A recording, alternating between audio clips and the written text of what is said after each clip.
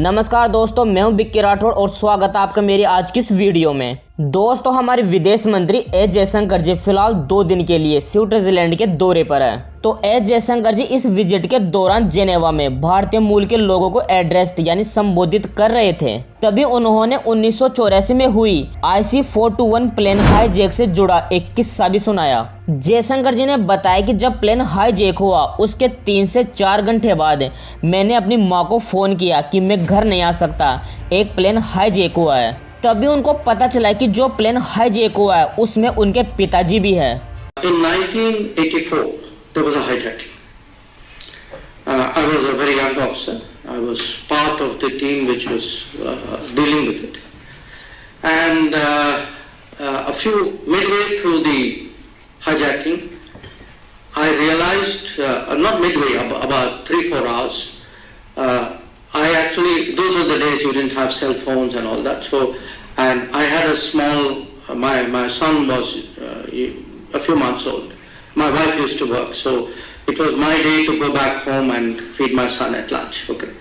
So I rang up my mother actually to tell her, look, I can't come, there's a hijacking. And then I discovered my father was on the flight.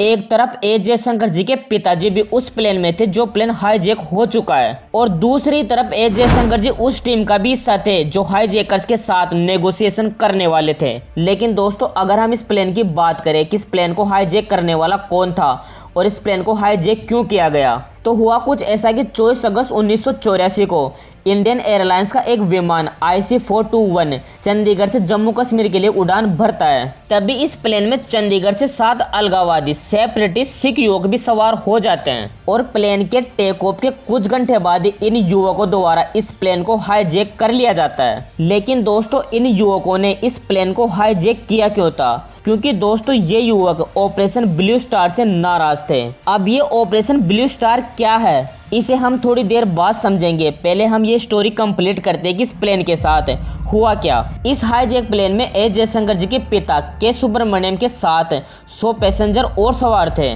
सबसे पहले तो hijackers ने plane के pilot VK Mehta से plane को अमृतसर ले जाकर स्वर्ण मंदिर की परिक्रमा लगाने के लिए कहा।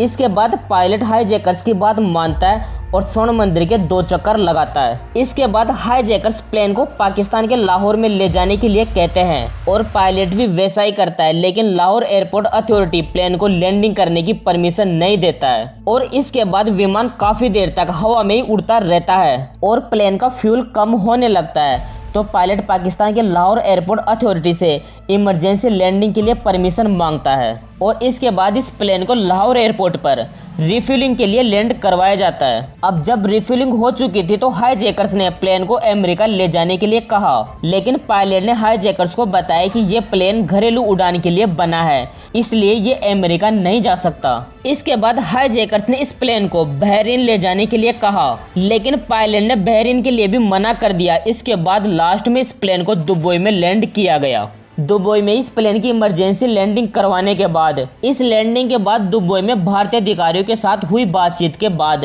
हाईजैकर्स ने अपने आप को सरेंडर कर दिया था। अब दोस्तों, ये तो हुई इस प्लेन की बात, लेकिन मैंने पहले वीडियो में बताया था कि ये हाईजैकर्स ब्लू स्टार ऑपरेशन को लेकर नाराज थे। तो अब हम इस ब्लू स्टार ऑपरेशन की बात करते हैं, ये क्या था और ये हाईजैकर्स इसको लेकर नाराज क्यों थे। दरअसल दोस्तों, पंजाब में 1984 में एक सिख अलगाववादियों का ग्रुप एक्टिव था, जिसका लीडर जर्नैल सिंह भिंडरावाले था, जो कि पंजाब राज्य में एक स्वतंत्र सिख बहुल देश के निर्माण की मांग कर रहा था, मतलब कि खालिस्तान की मांग कर रहा था। अब 1984 में इस ग्रुप के जितने भी लोग थे वो गोल्डन टेम्पल और इसके आसपास की इमारतों में छुपे हुए थे। ठीक उसी समय इंदिरा गांधी जी इस ग्रुप को उखाड़ फेंकने के लिए एक मिलिट्री ऑपरेशन चलाती है, और जिसे हम ब्लू स्टार के नाम से जानते हैं। दोस्तों, इस ऑपरेशन के बाद सिख कम्युनिटी के बहुत सारे लोग सरकार से इसलिए भी नाराज थे क्योंकि ये ऑपरेशन गोल्डन टेम्पल में किया गया था, और गोल्डन टेम्पल सिखों का सबसे पवित्र स्थल है। तो जब वहाँ पे गोला बारूद का इस्तेमाल किया गया तो वहाँ पे बहुत सारी इमारतें क्षति हो गई, जिसे बेसिकली हम खंडित करना बोलते हैं। तो कुछ लोगों का मानना था कि इस गोला बारूद से जो इमारतों की क्षति हुई है, बेसिकली वो मंदिर को खंडित किया गया है। तो इसी बात को लेकर सिख कम्युनिटी के लोग नाराज थे, और इसीलिए उन युवाओं ने